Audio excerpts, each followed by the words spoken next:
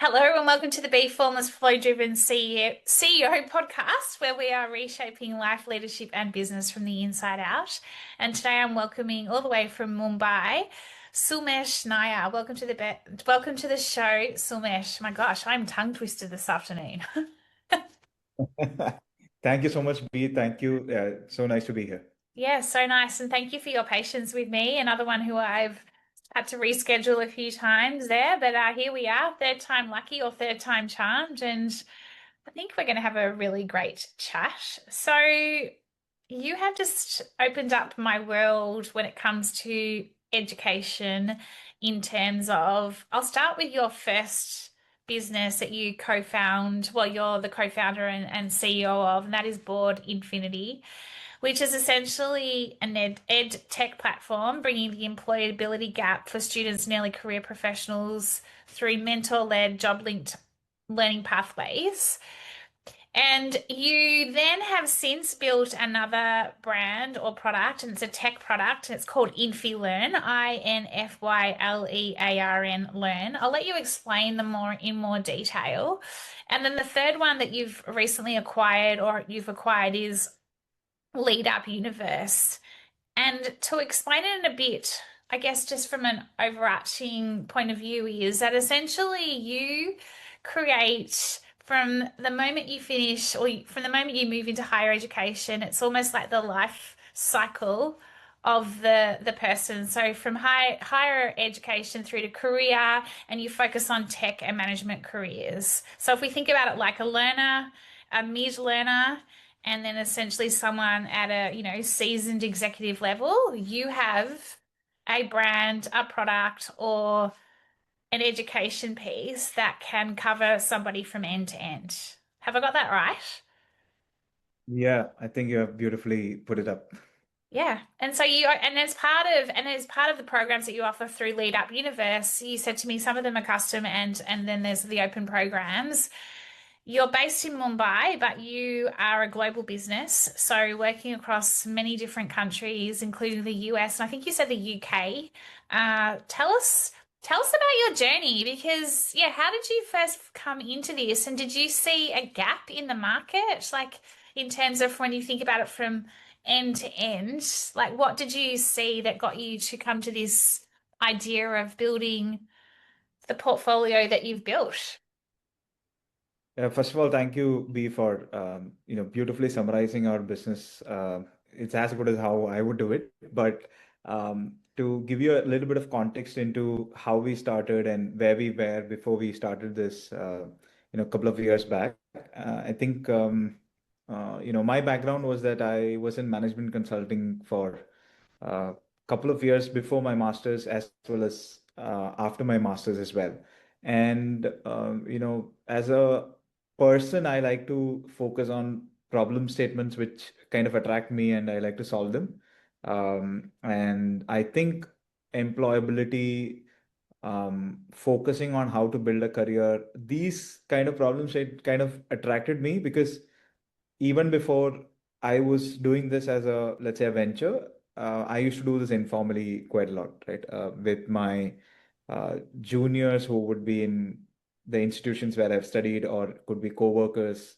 I think the fundamental fact remains that um, there aren't scientific ways, tools, processes that people adopt to look at how to manage their career, and there are ways to do that.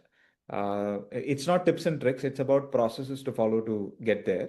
So I have seen that you speak to at least 10 people who are working in the industry today. Um, at least eight of them would lack clarity on what to do in the near term and in the short term because Mm. one, the industry keeps changing, second, their preferences keep changing. So this has got to do with, I think, multiple factors, but essentially the opportunity was how do you help people identify what they want to do? How do you go about helping them achieve that? And what is the process to do that, right? I mean, this is the way a typical consultant would think. And that kind of got me attracted into the problem statement. So I left my consulting career way back in 2017. I met my co-founder along the way. interestingly, both of us were trying to solve similar problems. So it was match at first sight. We did not have to think through a lot before we started partnering with each other. And the partnership still remains, thrives, and continue. I think we had a strong inclination to solve a particular problem, and then we chased that, and that's how we kind of build our company, right? So that was a starting point. Of course, as business models, as brand, we have evolved a lot, but at the fundamental level, like you said, right from your university to uh, getting you to where you want in your early career to mid management to late career, how do you really uh, evolve yourself, and what are the processes to evolve yourself, right? I think that's what we do Yes. at all the brands. It's just separate into different segments and brands, so that people would resonate to a brand to a particular segment or a problem statement. But for me, it is a unified journey, where all the products, services, technology we have is fundamentally helping that human being evolve in their career, right? So it's as good as that. Yeah. I love it. And I love the unification of it and the interconnection for me. And, I was saying to you pre-show, and I read this ages ago, and I'm going to have to go into my, the research, my research here between my old career and this and my new world in terms of, I read about the learner. I can't remember if it was mid learner and the leaver, and exactly what you're talking about here. I don't know anyone interconnecting it the way you are, because like when you finish higher education, you need to be primed, and how do you then go from study into getting a role, and what does that look like from a personal development and professional development perspective? And I know you focus on and tech and management careers. And then you start your first job, right? And then, within however many years you've got goals or you've got intentions of where you want to go to next. And you've then got that learning aspect in terms of what you offer from programs, to products, etc. But then there's also, as you get to the end of your career, it's also like, then what do you do next in terms of like, well, if I'm looking to retire or if I'm looking to pare back, my career, but I still want to stay relevant, if you like. And so it's really important because it isn't just stop, start, stop, start. It's how are you continuously evolving from your, formative years into like then, when you are super experienced, you're a completely different person. Yeah. What's So your view, what's your view on that? And what are you seeing in terms of the sort of patterns you're seeing with what you're offering in terms of evolution of the person? yeah, I think, see, when we look at a career, we sometimes think about it in a single career or maybe a dual career, or maybe you'll have three careers, four careers, right? But um, we have to be very cognizant of the fact that every person is unique. Your needs keep evolving, and your interests keep evolving, right? But um, I think for anyone who is wanting to build a great career, I mean, we say that, what a great career, and what a successful career. Um, I would say you also have to put a tag to it saying that great career, successful career, but not a miserable one, right? A lot of people are like, one of the biggest management lessons that I've learned along the way is that, uh, you know, how can you make the idea that you have in your head the other person's idea, right? It's as simple as that. Mm, Like, I might be your manager, but how can I make you think to believe that you have to do the right thing to get to somewhere rather than me mm, telling you what needs to be done? So mm, it's a fundamental way in which I am making you self-sufficient to do that. Now, uh, and my biggest, observations looking at so many careers have been that we will take definite interest in doing something when we own that, and when we are fully convinced that I need to do it, right? mm, So that conviction building process itself is like a big piece. For example, when you are in a university, the first thing that you would think through is, okay, my friend is taking this particular kind of a job. It's making X dollars a month. It's making, or it has more reputation than a particular job. So these are kind of hierarchies that you set up within jobs, right? You are not thinking from a perspective of, do I fit into that job? Do I have skills into that job? Is this something I would eventually end up doing myself and something which will give me some level of satisfaction? That is not your starting point. So what I've seen is when you start your career, you compare Yes. because you are in that kind of a setup. And as you start evolving, you will understand how different you are as a person from the other person. And Mm, what gives you satisfaction is not what the other person's satisfaction is, right? So the way we think around careers is that you need to understand or discover careers that are useful for you first. So there are some ways to do that, right? We do a test called a career discovery test. It's a psychometric test that we designed, and it has like a lot of data points around how you will fit in. Second is statistically speaking, people like you with this kind of background, what kind of job that you can eventually go into, right? So mm, one level of discovery problem gets solved there, right? Then you might end up saying, okay, these are two, three paths. I can select one. Maybe I will negate one of these paths over a period of time. I'll move to the next path that is required. So eventually, as you keep growing, you should come to a level where you yourself as a person um, has reached a point of satisfaction which 10 years back was not what you are. So it's not just about you growing in terms of designation and this and that and this and well, that, it's not but career have you ladder. changed it? Yeah, it's not the career Yeah. ladder. Exactly what you're talking about. It's non-linear. It's like climbing the career. It's like the career wall. It's like, everything you're talking about here is evolution in terms of, yeah, discovery, being curious, exploring what might work for you now or what might resonate now. But then as you, find more purpose or more meaning, for example, or work out Yes. who you truly are versus trying to fit in, because I love the way you talk about the fitting in because we all try and fit into something that may not necessarily be suited to us. And we Yeah. And try and try. Yeah, sorry. yes, yes. So I think, see, some people are genuinely knowing what they want to do, and they just chase that with a horse blinders on, right? If you look at the most highest performing of athletes, they knew right from the start what they wanted to do. But that's not the case with everyone, right? We are not everybody is an athlete, not everybody is a F1 race driver, right? So for normal people doing normal careers, I think the path to discovery is slightly longer. Even some of them discover it way earlier. But I know people right now in mid 30s and 40s who are still rediscovering what they want to do. Mm. And then there are people who will never discover that they want to do also. They just keep going on the way they are doing, right? So I think the my perspective has been that if you put a lot of effort, intent to understanding what you like to do, and you keep going around that, you will build a strong career around it.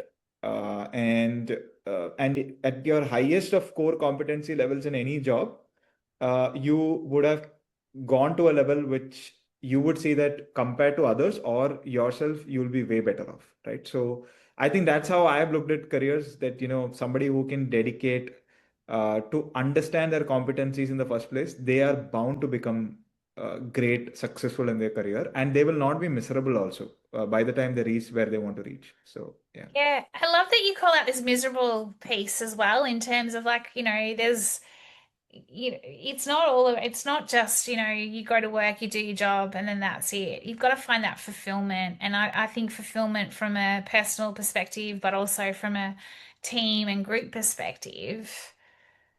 Like in terms of what, the customers and the clients you have, do you see a lot of them coming to you like when they're like I mean in different stages of the cycle of the life cycle, but do you ever get any that are coming to you when they're just miserable and they're like something's got to change? Like is that something that yeah. So I think I mean, so we have something known as a coaching process where, one person is tagged to another person. Um, because our business model is more B2B-ish, Yeah. where the corporate or higher education institution is working with us. Uh, we are not able to track a lot of, let's say, after we facilitated, have they actually gone and become friends together? They've stayed in touch together. But increasingly, I've seen that many do. and there's no transaction in that process there, Mm, or it's more of someone owning for somebody's career at some level, doing some mentoring, some coaching. So I think we are a platform. So if they want to come, they can come back to us. If they want to go and work with the mentors who we had introduced to them, they are open to do so. So, and I've seen that a lot of them actually do mm, that. They stay in touch with their mentors. Let's say they have uh, got a job interview properly done, and they've got the offer from the company. They reach out to the mentor and they message to them saying that it is because of your intervention that I was able to do it, mm, right? And mm. then that relationship kind of organically begins from there. I think great mentors also like to see the success of the mentees or coaches for that matter, right? And then it becomes like an organic relationship between them. So yeah, we have seen these patterns. Yeah. Do you see yourself and your co-founder as shaping or reshaping the education system, the ed tech platform, if you like? Like, where do you see yourselves in terms of, because, if I think about education, we're at such a crossroads, full stop. Like the old way of educating is almost like these generations, the up and coming generations are just like boring. Like, no, we're not signing up to this the way you've always done it. It's kind of like, going to your 9 to 5 job, Monday to Friday. There's so much up for grabs at the moment in terms of how we reshape systems and like education. Where would you see yourselves at in terms of evolution or revolution? Like, are you reshaping or are you shaping what is next in the education I think both, field? if you ask me. Um, on one side, we are trying to help these students shape up their clarity that they need to, move forward and do better things in life. Where we are reshaping is we are educating our customers, which is, let's say, the universities, on how we can do this better. So, for example, so if you have to like really do a coaching program, it has expenses involved, right? Now, if I am doing something for students as part of, let's say, Board Infinity's engagement, they have to incur a specific cost to it, right? Because that is how the whole business model works. But we have been reshaping the culture inside the university sometimes to say that even after we go, what do you do? Right. And that is how self sustaining systems can be. So we reshape the processes within the system. We reshape how faculty and alumni can intervene better in student careers because they will learn how we are doing when we are actually on the campus or doing this online, that they will also learn that okay, some part of it we can do ourselves also, Mm, right? So effectively, or I would say inadvertently, we are really helping reshape how student careers are being thought around within the mm, campuses, right? So, and not every campus is at the same stage. Some have evolved to a level where they can adopt all your practices. Some are at the beginning stage, some are at the intermediate stage. So we are reshaping systems by working with the systems. We did not say that, universities are useless, hence useless. No, universities have their own purpose and they are extremely useful.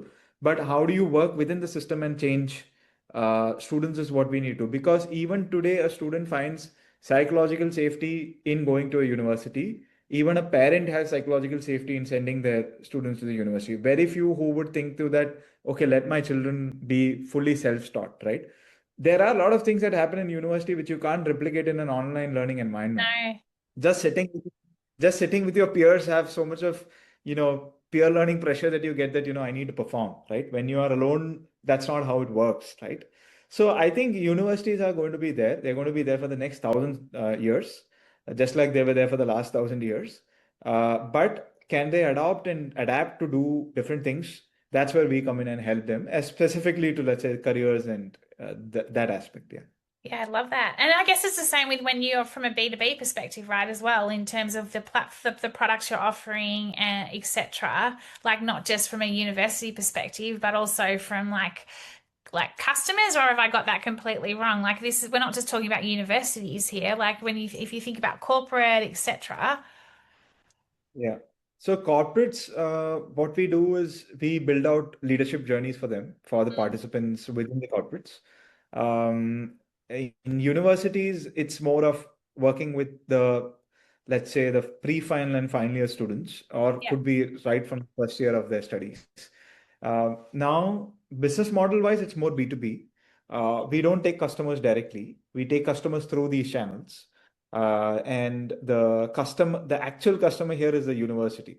Like we make, so it's like this, right? We make careers not just the student's problem. We make careers the Yeah. university's problem as well.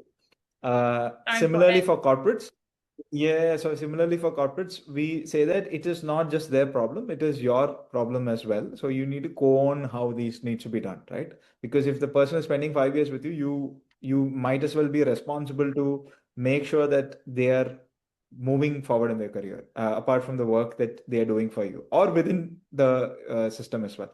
So essentially, what we do is we do not just leave it to the student or the working professional themselves, but we partner with these institutions and make them better. Yeah, I love it. It's almost like you're creating a heartbeat within a system. Like, if you think about us, as humans and that need for being intrinsically motivated, engaged, and, that purpose and meaning and mattering, you're bringing that into a system that requires it more than ever, so that there's better connection between the two, between the system and the human, like it's quite interesting. Yeah, I think, see, I genuinely believe that governments, corporations, and universities need to co-own the problem, and solve for, jobs as well as career growth within jobs, right? I think government can solve for jobs and corporations can solve for jobs. Universities can't solve for jobs. But all these three can solve for skills and career movement and helping them getting skilled, right? So I think that is why we have uh, levies which are charged by government so that corporates invest in apprenticeship programs and corporates can invest in other skilling programs. I think it's very necessary. So what we believe is that rather than going to the individual directly, we work with the corporates. We are able to create outcomes for our learners wherever they are in, right? And either they're working or they are in universities. We become more outcome oriented, and they also become more outcome oriented, and that's what we are trying to do through our brands. Yeah, it's incredible. When you booked in for the pod and I asked you what's one unique insight or lived experience when it comes to life, leadership, and or business, you said leadership is clarity. You've talked a lot about clarity, or you've mentioned clarity a lot. You also Yeah. said energy management, and then you put yours and others. Can you elaborate a little bit on that for us, please? I think I can speak a little bit around clarity. You know, I think if you, as a leader or a person, can build individual clarity for your pursuit and goals, you will have I wouldn't say you would have a frictionless life, but you will have a better life in terms of how you're moving through it. Now, when you lack clarity, what happens is there are a lot of opposing forces in your mind. And when you have clarity, your forward direction is very, very strong, right? Mm. So you see any leader, any person with clarity on what they're doing, one, they will start enjoying their work more, they'll be able to do their work more, they'll be more, I would say, they are like a ripple effect for the people sitting next to you. Like you have a person with clarity sitting next to you, you yourself will align towards better clarity over a period of time, right? So many a times, if you look at it, and I might maybe lack of a better word, but we have extremely poor leadership in our global systems today. And one of the reasons why is because the leaders themselves lack clarity.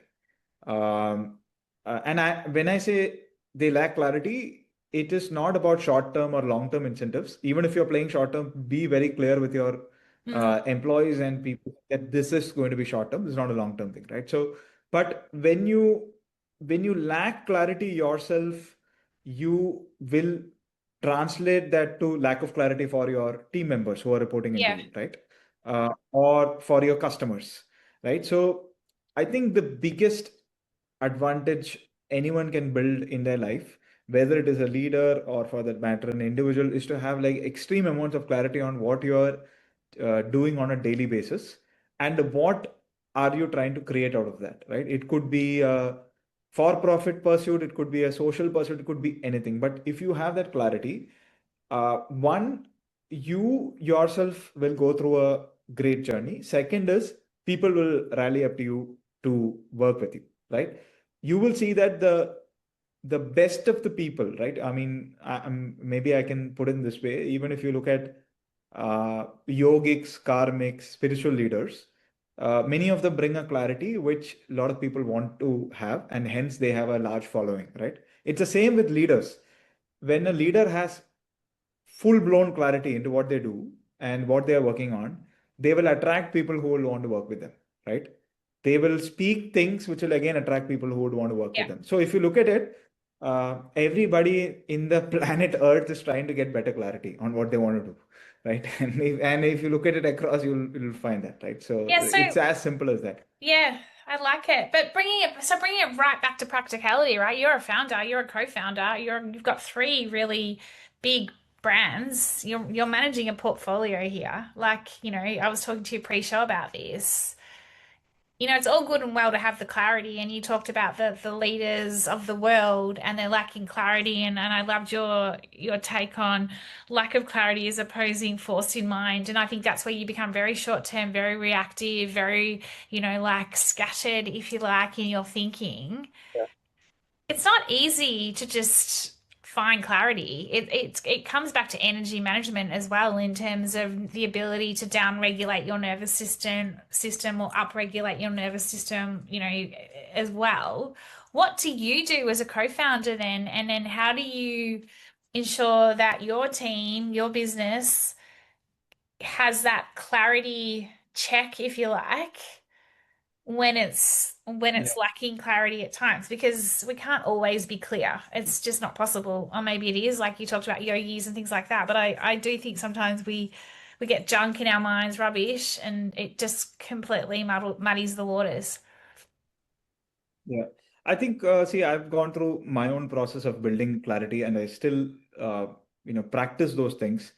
I think one of the simplest things that I try to do is, um, I really try to understand why am I doing this, right? So Yeah. when the why is supremely clear to me, I chase it, and I chase it with a like a horse blinder on, right? So I think one is if you know the why of what you are working on, right? And even with your team members, I try to do that, but I will come to the team members piece post this. But for me, a personal practice is to understand why am I doing this, right? And that why is giving me the fuel to see that. And if the why is that, I'm going to do this to create an impact for the people whom I'm trying to work for, then my energy is double to work on it. But if my why is, oh, it's just a transaction, it's just about making money in the short term, my energy to do it is not very high. I might even do it because the business might ask me to do it. But that is not where my heart lies, right? So I know where clearly my heart lies. So Yeah.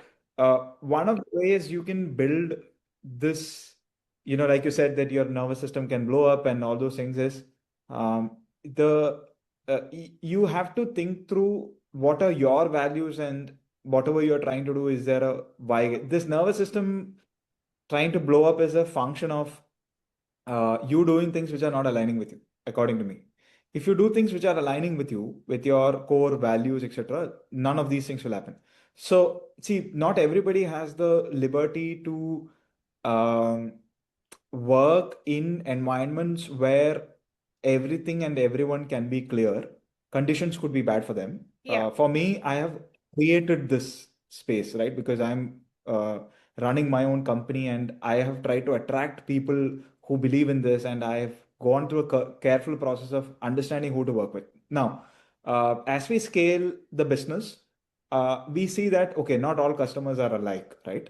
So, how do you know how to work with customers who could be maybe not the ideal type according to you. That is where you need to expand your mind.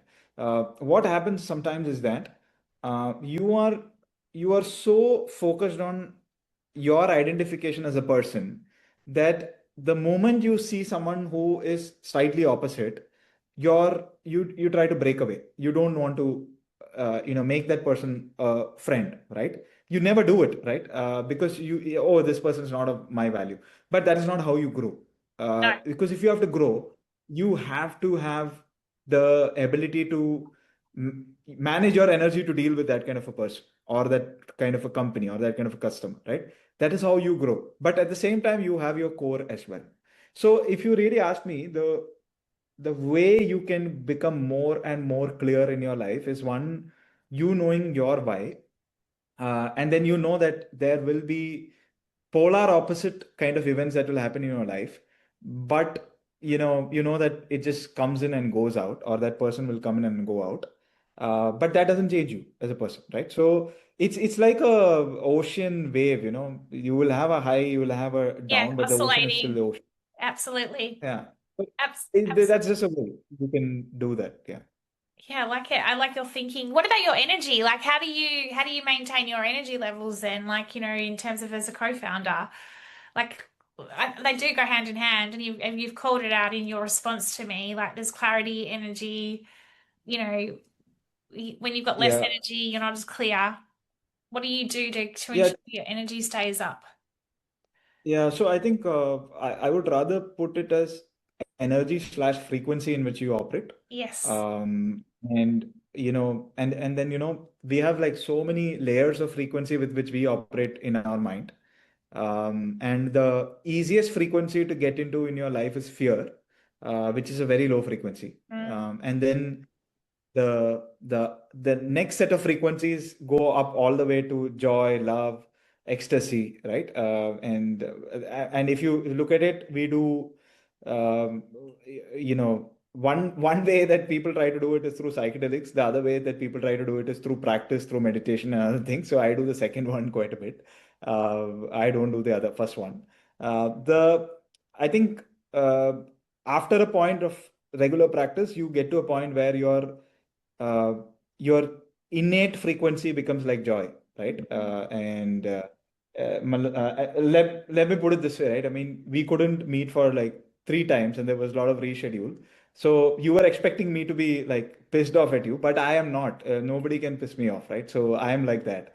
Yeah, I was So surprised the because I thing, was like, yeah, I was because I was like, oh, I feel like it was my own energy, my own frequency. I yeah. was just So feeling so like I I let you think down. I think Yeah, so I think over a period of time of practice, if it's 365 days in a year, 360 days I'm like this, right? Maybe there are 5 days where I become someone else, right? So it's just in the human nature. But I think over a period of time, when you're consciously trying to think positive, do positive, help others, do your work with purpose, know your why, etc., you get to that energy which is at the highest frequencies, right? And once you get there, then you become a magnet for other people also. Because other people will think through that, I want to have that kind of energy level. So I Yeah, think it's like a continuous practice thing. And over a period of time, you reach there. But unfortunately, a lot of people get stuck at the energy of fear or the frequency of fear, right? And that's the easiest frequency to get into. Just that, we are just biologically wired to be fearful. And so I think it's a question of practice. You can do it through meditation, you can do it through focus practice, you can do it through multiple ways, right? You take up a sport, go to the highest of yeah. the levels, you will become focused. Take your dog for a So walk yeah, like I I'm think going to after our chat. Yeah. Incredible, Sumesh. I've got two final questions for you. Given that you are in it, like ed tech, higher education, career, and you specialize in tech and management, what is next for you? What's next for you and your co-founder? Like, what are you seeing as the biggest impact? If we come back to your why, what are you seeing as your biggest impact that you're looking to not even achieve? Like, what's the biggest impact you think you're going to be able to make this year? so. I think the most, I mean, if I have to quantify the impact today, we are able to do close to around 500,000 learners online and offline. Wow. Offline, yeah, offline component is around 50,000 to 60,000, 50,000 right now. And we think we have barely scratched the surface even today. So we are thinking of how this impact can go at least 20x, 30x from here in the coming years. We've not like said, we won't reach it in the next 1 year or 2 years, but we are trying to see how we can scale this impact and create meaningful impact, right? For example, I would like my institutions where I'm working with to have at least a 80 to 90% employability rate for the students, right? So I think for us today, I mean, I can talk about, okay, let us do 20x learners from here, but that really doesn't mean anything unless that learner is able to get a career transition or get a first job or a second job, right? So consciously, we are trying to see how these metrics can be tracked, how these metrics can evolve our thinking. So for us, impact is more around that how do we scale our current numbers, but at a purposeful level Yeah. where we are really looking at the transitions and the first job rate, as in the employment rate, etc. Yeah, it's amazing. I love your mission. It's yes, I love the language you keep calling out, purposeful and meaningful, correct scale and meaningful that's impactful as well. And then last but not least, what would be your final piece of advice or words of wisdom? I'm going to keep it really open-ended because I feel like that's kind of the way this conversation has gone in terms of we've got very like focused, but also like, yeah. So do you have any final words of wisdom or advice that you would give the audience? Yeah, I think, see, I'm no one to give advice. I mean, for I don't know whether I'm qualified to give advice, but if you really ask me, what's my 2 cents suggestion is that, um, you know, uh, s- try to do things which can serve the community around you. I've seen extremely highly successful people, directors of large consulting firms, etc., coming back and saying that, there's a sense of unhappiness even after so much of achievement. And all their directions point out the fact that uh, the question you are trying to solve is about what I want to do. The question you're not thinking about what I can do for others, right? The moment you start shifting that lens, that itself will give you a lot of energy, power, and satisfaction, right? It is just the way that we are wired to be. So if you can make a problem bigger than you slash yourself, and you can dedicate a portion of your time and life to it, it could be any problem. No problems are big and small.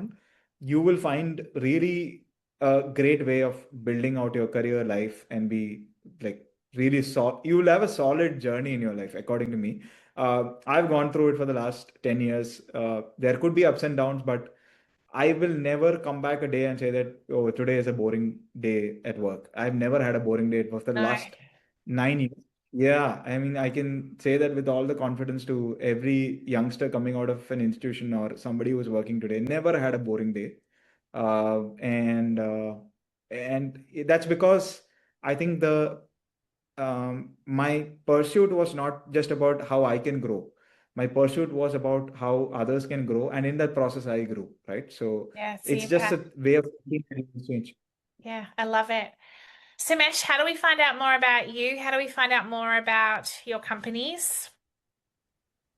Um, I think I am very active on LinkedIn. That's like a place where I try to share things about the company as well as what I think through sometimes. So I share that as well. But otherwise, if you want to really look about what we do, our websites are there. So it's boardinfinity.com, infilearn.com, and leadupuniverse.com. These are the 3 websites. Love it. Thank you so much for your time. And yeah, I love the mission you're on, and I can't wait for you to see how much more it expands as you go. And yeah, I really appreciate your time. So thank you. Thank you so much, B. It Yeah. was nice to be here, and thank you for all the wonderful questions. Hey, you're welcome. Enjoy your day.